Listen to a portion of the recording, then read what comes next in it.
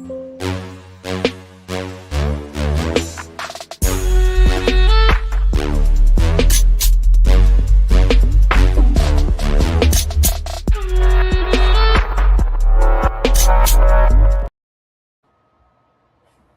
morning. This is Attorney Vince Davis. I'm here with my co-host, Miss G, and this is Beat CPS. Miss G, what are we talking about this morning? We're talking about what not to do if a worker questions you during monitored visits with your children. That's an easy one. Be polite, but don't speak to the worker. Tell them if they'd like to talk about the case that your attorney has to be present, either on the line or in person. And if I represent you, ask them I if they want me to jump on the line right now, and you can text me, and I'll see if I can jump on. Okay, so what's going on right now is I need you to kind of break it down as to why it's important for them not to speak with them. So, for example, speaking with them, if they ask a question during your visits, it's it's a setup.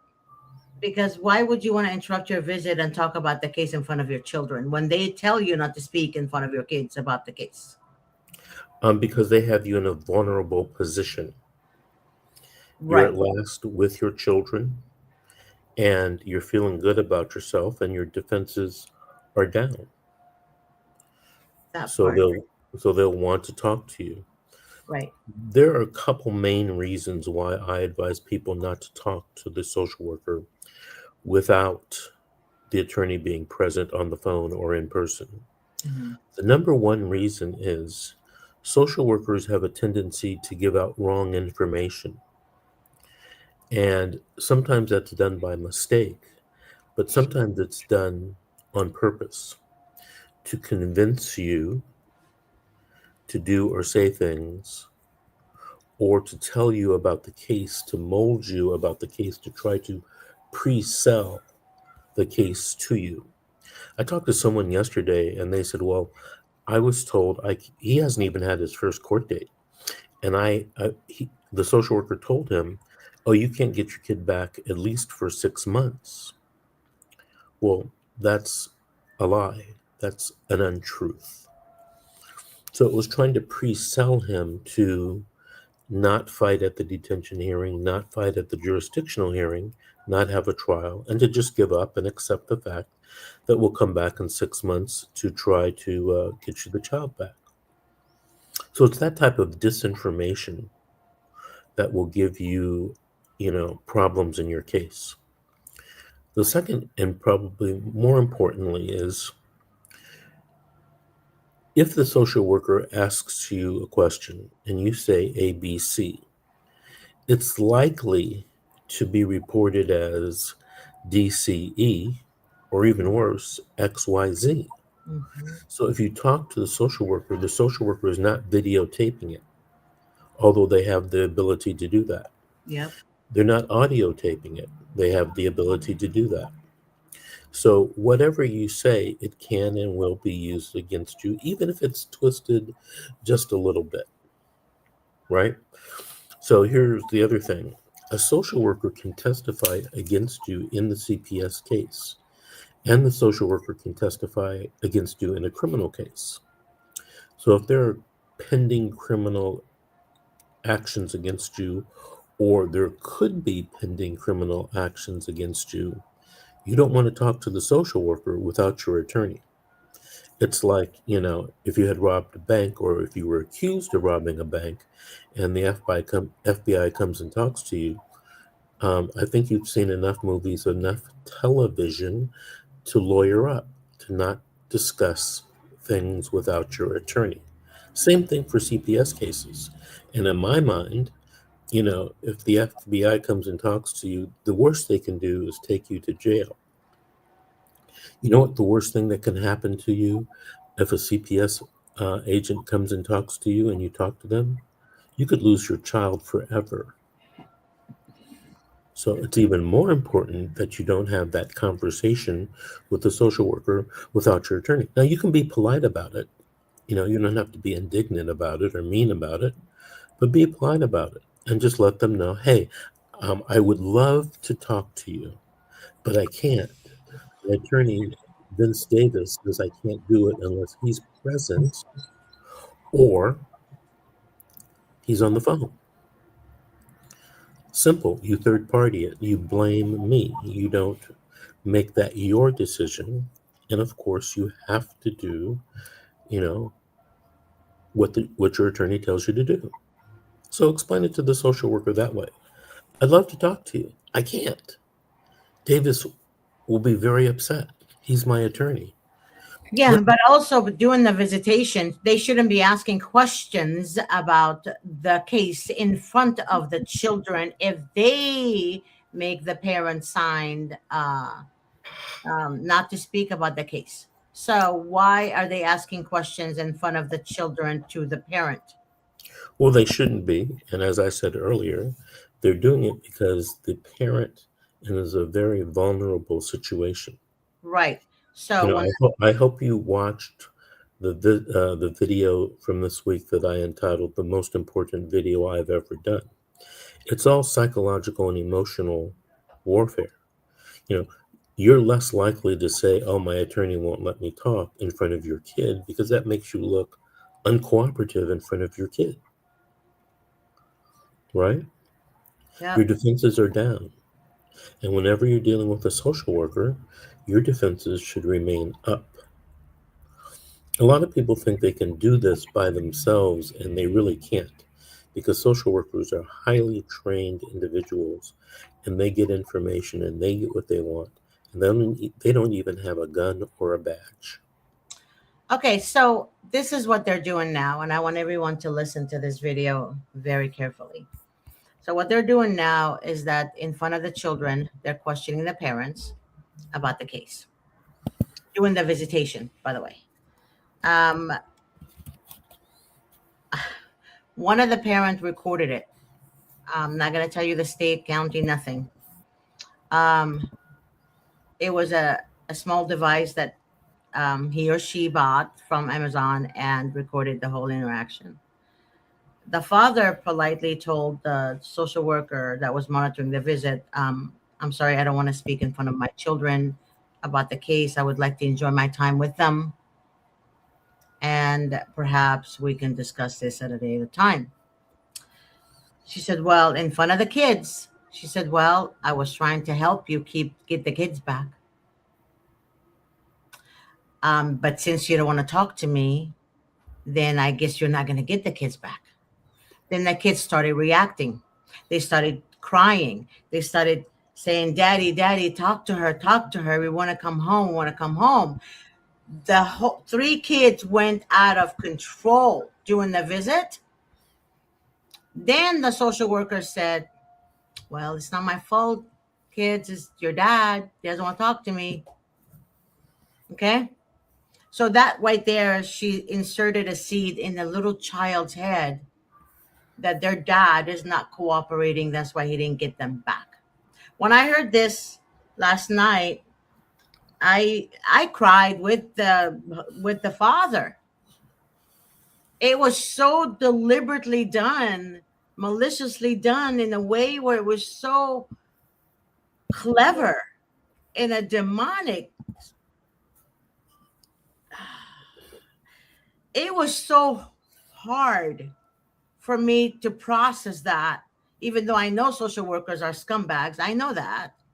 I know they're liars, they're manipulators, they're deceivers. I get all that. But making the children think the father is not cooperating because he wanted to enjoy his visits and they told him not to speak about the case in front of the kids, but the social worker has the audacity to actually tell the children your dad is not cooperating, so you're not gonna get you we're not gonna you're not gonna go to your dad. You get me, Attorney Davis, on this? I mean, I get you. But isn't, from the social worker's perspective, isn't that ingenious what she did? It was, yeah. It's how you get what you need without a gun and a badge. So let me tell you what happened. Let me finish it, okay? So the father was sad that his kids were blaming him. He told the social worker, which he told me he should not have said, I recorded you. I remember they took his device, they took his phone and all that stuff. So he said, I recorded you. And he took out that little device he got from Amazon and showed it to her. The officer outside, she asked him to go inside the room where the monitor visit was and take it from him. The officer took it from him, right? And he said, "You can't do that. That's my property, right? That's my." I forgot what he said. So he left it outside. He said, "You're gonna take it when when you're done. You can come and pick it up from me." So he did. So the social worker told him before he left the room. After that officer took the device from him, before he left the room, she told him, "They're not gonna believe you. No one will believe you. The judge is not going to want to listen to that. Um, California is a two-party state. I forgot what else she said. She said, and because you did that, you're definitely never going to see your kids again." Did they erase it from the device? No. Okay. So California is a two-party state. However, there are exceptions, just like everything else in the law. I think it would be easy to fit that into one of the exceptions.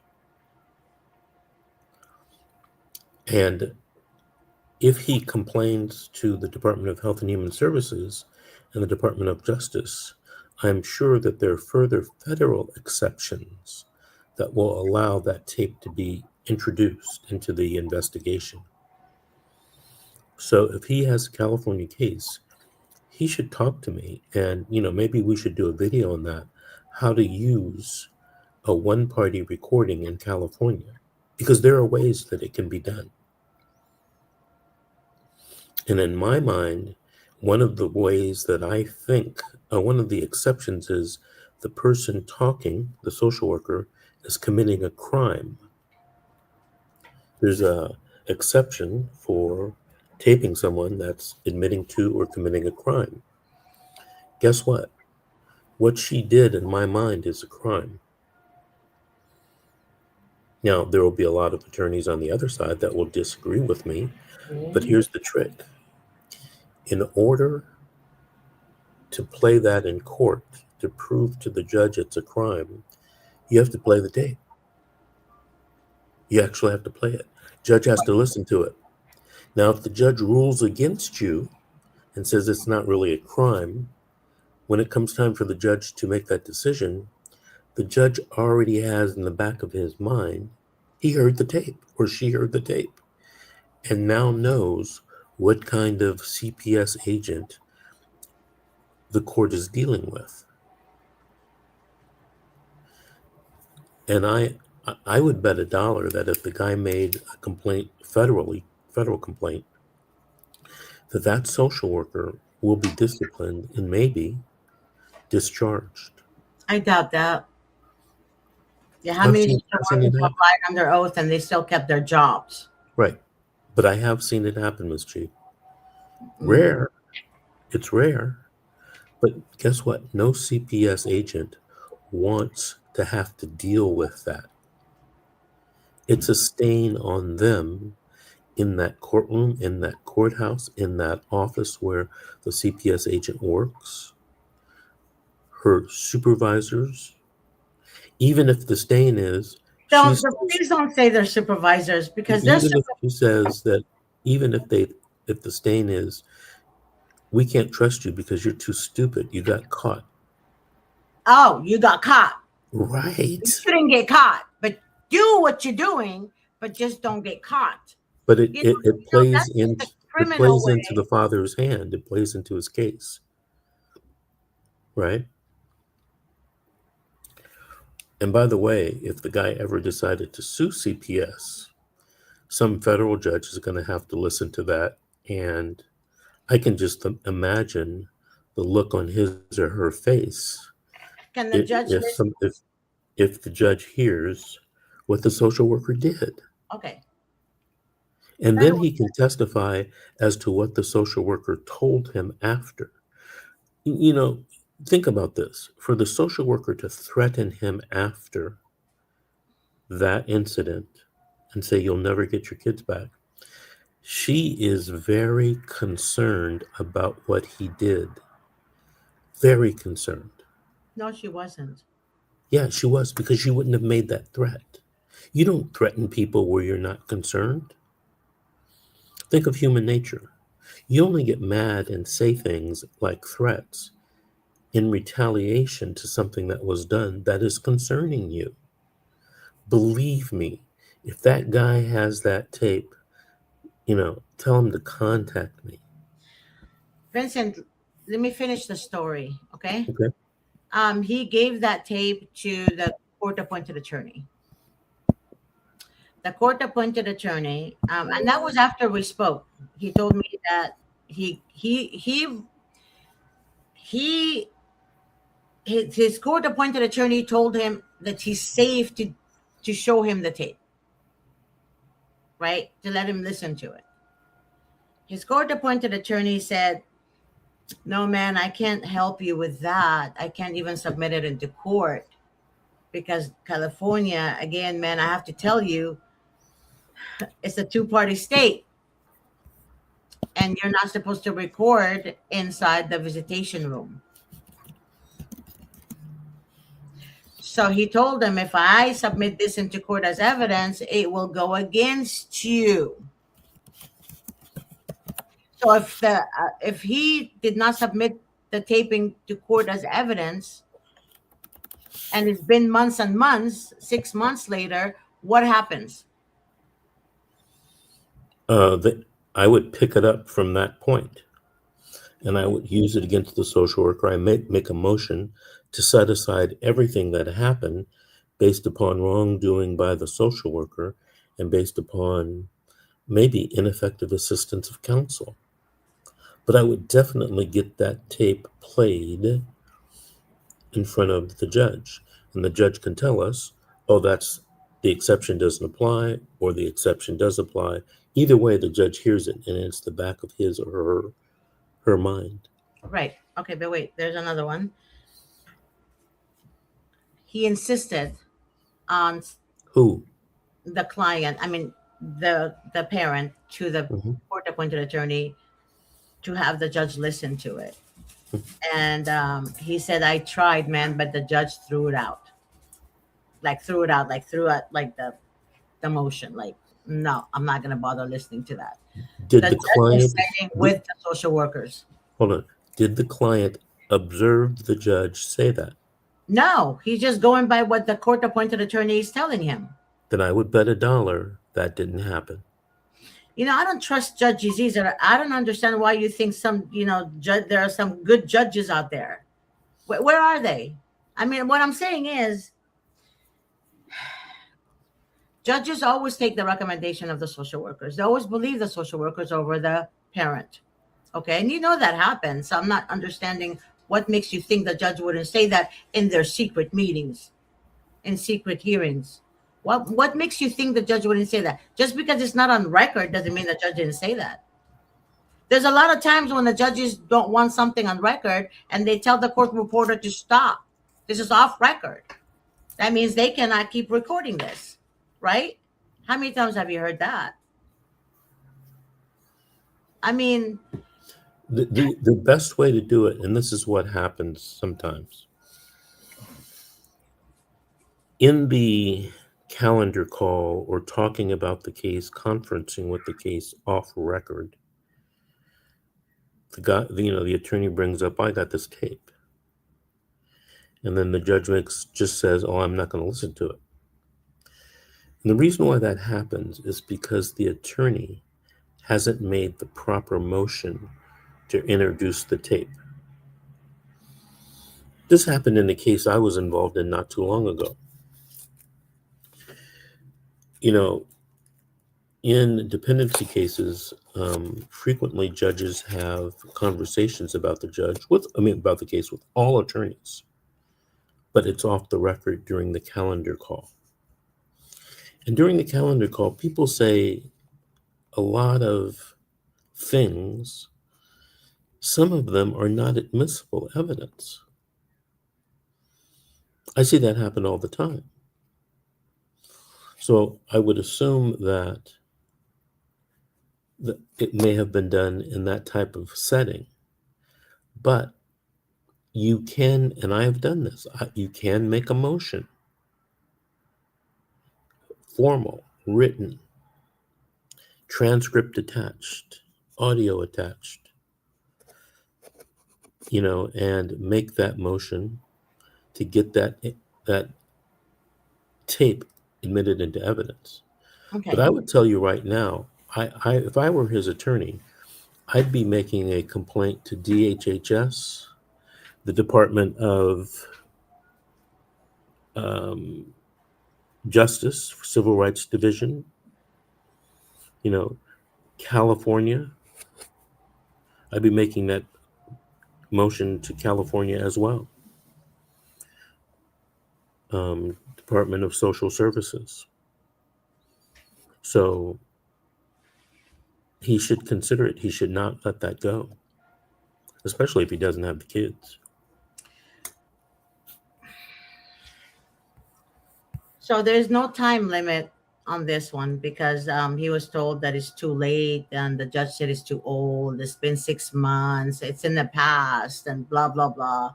No, Um, no, Pretty much they're discouraging this parent from doing anything. And I right, can't, because it looks so bad. I mean, it makes the whole system look kind of corrupt. I see. I hope he's listening. I gave him the link to watch, but maybe he's. No, I didn't give him the link. Grace didn't send me the link. I gave him the name of the show, but Grace didn't put it the title. Just Uh, send him the link after the show. yeah, I'll He'll be have him. able to watch it. Yeah. Um. Anyways, after this happened, his reunification services decreased, not increased. I mean, his visitation decreased, not increased. So instead of getting 3 hours a week, he only got 1 hour a week. Yeah, he's being punished. He's being retaliated against. Correct. And that 1 hour a week, they got another monitored, which it was a male this time. And the male told him, man, I know what happened. But that woman always does this. She has some kind of vendetta against men. That's what he said. The male monitor, right? Well, that is the type of thing. They are still concerned about it. They are still talking about it. That should give him even more fuel to bring this up, Right. And either he to asked, DHS, Justice Department, or DSS, and okay. the judge. Mm.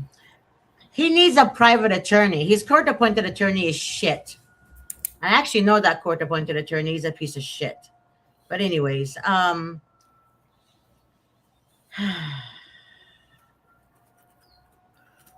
So don't forget, okay, California's a wait, wait. two-party state, but there are several exceptions Okay, to the two-party rule. okay. Um,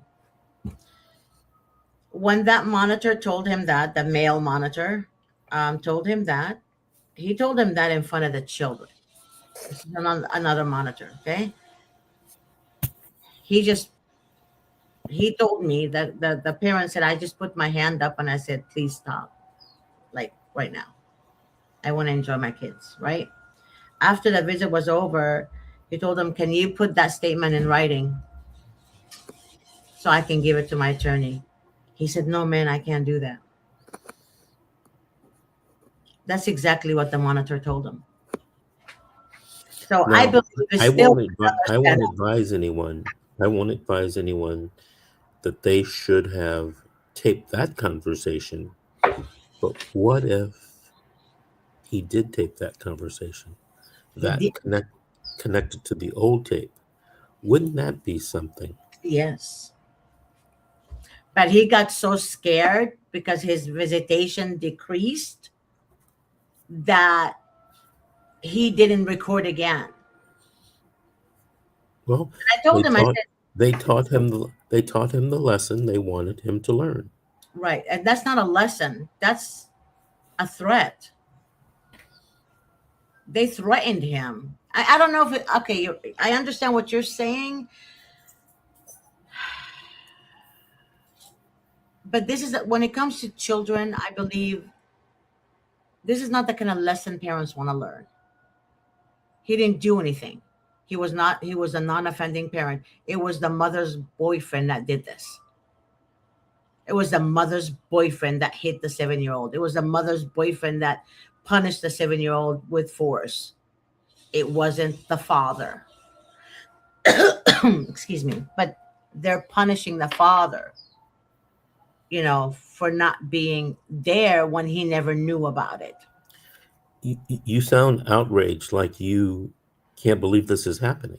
No, it's not. I believe it. I believe it. I believe anything CPS does. I'm just saying, I've seen a lot of fathers who are literally victims of what the boyfriend of the mother is doing. And that's a lot. That's too many cases of in the last 2 months. It's a lot. It's a lot of cases like this, right? But the thing is, with these allegations against the dad, it causes them to lose their jobs because they want their dad to do parenting class. They want their dad to do drug testing every single day. They want this, they want that. They will call the dad at the last minute when he's at work. You better go do a drug test if you don't, even though he's a non-offending parent and he give them, 18 clean drug testing. So, excuse me. I guess that's what I don't understand. If he's why is it the non-offending parent always failed to protect? He doesn't live at home. He doesn't know what's going on. So how is it that they're harder on the failed to protect parent than they are on the boyfriend? I can't answer that. They, it's my speculation that they are harder because they don't want that parent to get the child back. So They don't want. there's subtle things you can do to discourage a parent. You can tell him wrong information. You can cut down his visits. You can make him do all sorts of classes and counseling when he didn't need to. So there's a way to discourage. That goes back to my video, the most important video I've ever made. Okay. That's the title of the video. It tells you about, this psychological warfare of manipulation that the social workers engage in because they don't have guns and badges. They have to use this. And they're trained every month. That video is important. Can you share the link again, Vincent? I don't have the link, but I'll ask Grace. What time is it? Grace should be on, but she doesn't know we're on. I'll ask Grace to share the link in the comments for everyone. So when you come back and you see this posted on Facebook or YouTube, look in the comments and that link will be there. I actually watched the whole video. It's a good video. You kind of broke it down. Um, but By again, the way, mhm, those insights that I had in that video, I didn't really have those insights 10 years ago, mm-hmm, 15 years ago. yep. These are things that I see in over time. So, it's becoming more and more clear to me, what they're doing and how they're doing it. Wait, there's another thing too that should be clear to you. Division of family, dividing the family, and I said this a million times.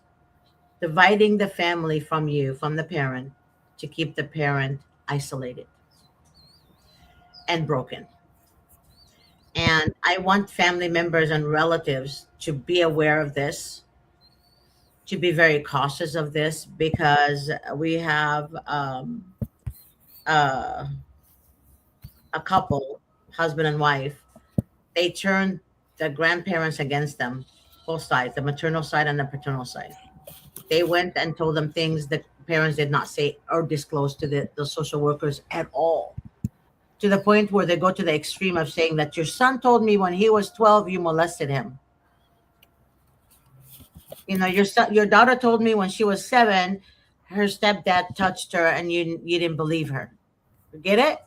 So the grandparents are so upset they're believing the social workers because in their head the CPS workers are there to protect the children because they're old school. That's all they think. So keep in mind that in order for someone to, how can I say it?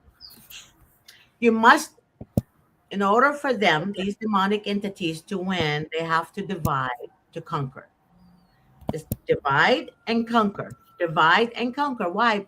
They don't want you to be emotionally supported by your parents or relatives. They don't want you to be financially supported by your parents or relatives. They want you to be dependent on them so they can control you and control the narratives. You guys must understand this. CPS entities, if they have social workers working there, obviously they stayed there, right? They know about the corruption. They're not doing anything about it because they're still there. The ones that resign, like the two whistleblowers I have, the ones that resign are the ones that cannot do that. They cannot keep manipulating and deceiving and stealing children from good parents. There was one of them that showed me a text message from her supervisor and an email saying, that child is damaged goods. We need one that's not damaged to adopt. Mhm. We have an adoptive home for him in, I can't say the county, but it's in California. So what I'm saying is, the reason I get angry, anyone that tells me there's decent social workers or there's decent supervisors or decent judges or decent court appointed attorneys, I get angry because there are none. The decent ones resign. Resign. I have social workers that come after 30 years. I've been in the department for 30 years and now they're going against me. I need the la la la la la. Well, why in the you knew all about the corruption and you may remain there, right? So what the point I'm trying to make here is that the ones that choose to stay are the ones who love the corruption. So I know you're probably going to disagree with me on that. I don't care Disagree with you about what? anything I said. Do you? Look, your beliefs are your beliefs. I've seen I've seen evidence. I have seen proof. I am not just talking out of my behind. A lot of stuff that I revealed, 8 years ago, it's coming to on the surface right now. CPS is the heart of child trafficking. Hello, when a child runs away from a foster home, they tell the foster parents not to call the police. It's our job, they say. Then the child runs away. Then the child is being trafficked. And the foster parents have to like turn the other cheek and say, well, it's not my child. I don't care. You know, they're going to give me another child. And they know these children are being trafficked. I have a link of a social worker convincing a 14-year-old to be a prostitute. And the 14-year-old was clever enough to record her on video on her phone. And she only went to jail she was sentenced only for 5 years. That's it, 5 years. 5 fucking years. So, I guess, so no one can ever tell me social workers are there for the children. They're not. They're there to make money. They're there for incentives. And I've shared Nancy Schaefer's video with everyone years ago and even recently and a couple of shows ago. Social workers are experienced criminals. I call it white collar criminals using a little badge through the state states, and then they tell parents, I can do whatever I want. It's on tape, it's on social media. There are so many parents who are recording social workers. I am the law, one social worker said. I am the law. And these police officers with her, with them, accommodating them. I'm not saying all cops are bad. Most cops are good, actually. I'm thankful we have them. But some of them are so ignorant. They just go blindly with the social workers and accommodate them knowing they don't even have a court order, you know? So it's sad. I've seen it all, I've heard it all. You guys seriously need to consider to educate your family members, share knowledge with them, especially when they're old school and they don't know any better. Share knowledge with them, let them know that they will divide us apart, let them know that we need to stick together as a family, let them know. I mean, I've shared so many videos with so many of you, I've shared so many whistleblower videos, I've shared a lot. And I have a, about five undercover social workers, undercover. They think I'm stupid. One of them confessed she is a social worker yesterday at 7:45 p.m. Okay? Because I told her, she called me three in a row, three times that day yesterday. She called me again at 7 something 40, I think it was 45 p.m. And I said to her, I said, "Look, I'm going to just be upfront with you because I don't want to waste my time. You're a social worker, aren't you?" She paused for a second and she's like, "How in the F did you know?" I said, "I know you're a fake. So don't fucking ever call me again." And I blocked her ass. The point I'm trying to make, guys, is that they will pretend they're victims of CPS. They will pretend to get information from everyone. They will pretend they're even on social media. They're on social media. I shared so much knowledge with people. And a lot of the knowledge that I shared with them, they come back today and tell me, not today, but this month, Miss G, the social worker is on social media. I thought she was a victim of CPS, and I started giving her information about my case. She said she's an advocate, right? Well, that information went to her social worker in a different county, and guess what happened? The social worker told her, you're sharing case information with others." And she shared everything she shared with that lady. And that was in private chat. The group, let's get together. We're all victims of CPS. We're child advocates. We're parent advocates and all that. You have to be careful with that. Davis, how many times have you heard that? How many times have you heard that I gave the information to somebody, an advocate is helping me? There's advocates that call me pretending they're advocates, but they're actually social workers. Have you heard that before, Vincent? I have, and I hear it a lot. Um, of these advocates who are trying to help parents, but sometimes giving them wrong information. So They're not even advocates, they're actually workers. Some of them, I'm not saying all of them, some of them are actually social workers. I swear, I'm not joking you. You know that the whistleblowers I was talking to you guys about, she told me that. They go on social media pretending they're victims to get information from you.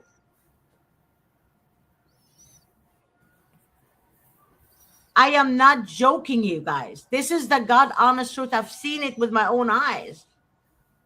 They're fake. And they will show you court documents that's not even theirs, it's somebody else, and using somebody else's identity, but they're actually social workers. So please be aware of this. It's happening. This is not a conspiracy theory. This has been happening for 8 years. So please keep that in mind. And please, please, please, please don't take advice from someone who's just an advocate. They haven't gone to law school, they haven't passed the state bar, they haven't busted their behind, working in the courtroom year by year, and 30, 40 years of experience. They're going by telling you what, that they're going by their experience on their case. Well, guess what? Their case is way different than yours. Way different than yours. They will never have the strategy to win your case. And if they tell you they want other parents' case, they're lying. That's the ugly truth.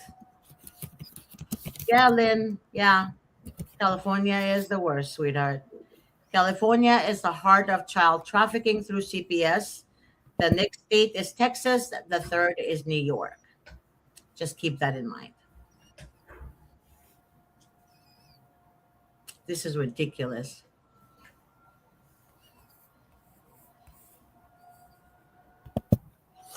All right. This morning, do you have any other questions for me about our topic? No, I want you to elaborate on the advocate advices, and for people to think that they, what's your say? I don't know. Give us your feedback. On the advocate issue? Yes. The problem becomes an advocate believes that they know the law from their own experience or dealing with people that have a CPS case.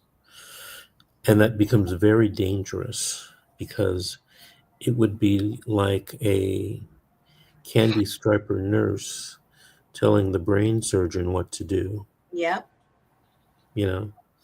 Just because you've had a CPS case does not make you a expert where you can freely give advice to other people who have CPS cases. That's true. So be very careful of that. Things happen, and you want to make sure that you had the brain surgeon doing the surgery, not the candy striper. Okay. All right. All right. Thank you. Have a good weekend, everyone. And goodbye, Mr. Davis. All right. Have a good weekend.